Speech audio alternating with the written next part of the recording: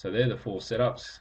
Let's just bring up a couple of diagrams just to sort of give you like an overview of what each setup looks, and then we'll go to the charts and have a look at actual setups and talk about entry in other markets. So the first one, continuation. So this is what a continuation looks like. We've got our power box established, our upper edge, our lower edge. Let's just assume that we formed that upper edge and lower edge previously. The market does its thing. All of a sudden, it starts approaching one of the edges. Be it the upper edge or lower edge. I'm going to look at all these examples. I'm going to look at using the upper edge just to keep it all the same. We look for a breakout. Must break out. Then we look for a pullback candle. So rather than getting in at the tip of the breakout, because many times it'll go, but it has a bit of a pullback first, so you don't want to put your stop under pressure. So through a lot of testing and working through what works best, I've found look for a breakout, wait for the pullback candle. If you've got other markets pushing through, it'll go.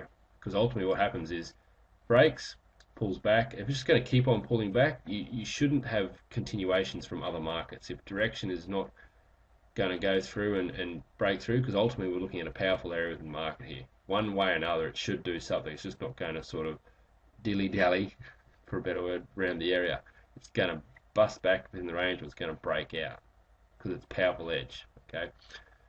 If we've got the other markets showing us, all the support markets breaking through, we look across, we see them breaking through. So at this exact point, if we see other markets breaking through, and I'll talk more about making that systematic soon, then we're good to go. We know that this area, as far as probability is concerned, not always, but probability is on our side of it continuing through.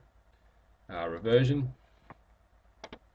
Again, we've formed our lower edge, upper edge, the markets within the range. All of a sudden it comes to one of the edges, in this case the upper edge.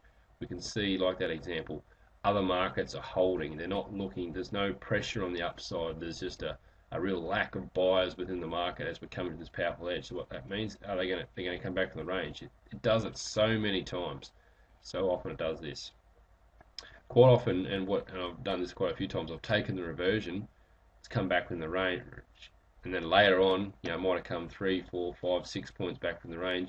Then anywhere from 10 to 30 to an hour later, it's come back, and this time now all the other markets are breaking through, and then you take the continuation, same edge, but just a little bit later. Reversion first, continuation later. That quite often happens.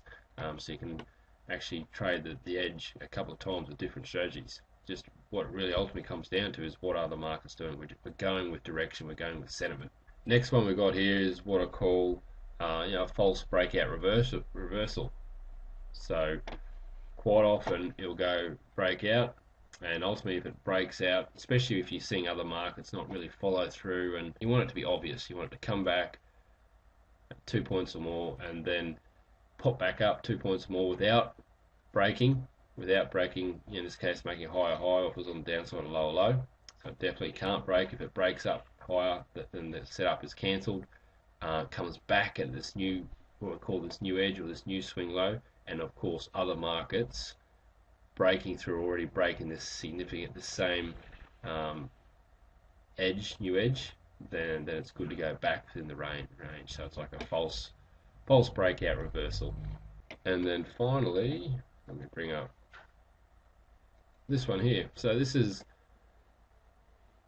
still utilizes the edge, but it's not actually at the edge. So this is sort of the last setup of the four that I added over time. But what I used to watch is go, okay, ultimately these edges are powerful. And some days, especially these days where you identify a power box, you've got an upper edge, a lower edge. It's quite a big moving market. Maybe this power box is 10 points plus. Obviously, you're going to have some good moves within the power box. Okay, and now the power box is a powerful area. Now when it comes to the edge, it's a powerful trading area, but it's also a powerful attractant or a powerful magnet, as in the price is attracted to these edges.